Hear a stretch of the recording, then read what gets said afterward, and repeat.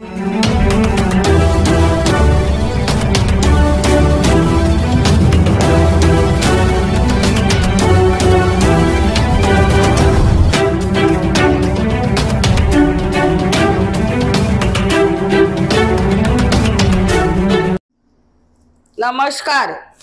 मी Ranjana Patil पिशान news मध्ये आपले सर्वांचे हार्दिक स्वागत करते। उल्हासनगर श्रीराम चौक येथील संध्याकाळी 7च्या सुमारास सचिन चव्हाण नावाचा व्यक्ती आपल्या मामाला भेटण्यासाठी जात असताना एप्पल बार समोर चाकूने त्याच्या डाव्या हातावर वार केला।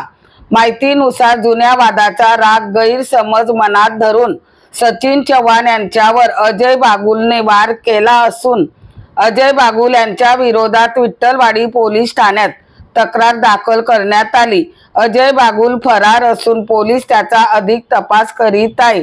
चला तर पाहूया पिशार न्यूज। बातमी तुमची नजर आमची। सचिन चव्हाण आहे। संध्याकाळी 7 वाजता मी श्रीराम चौकातून माझ्या मामाच्या मुलाच्या घरी मी चाललो होतो।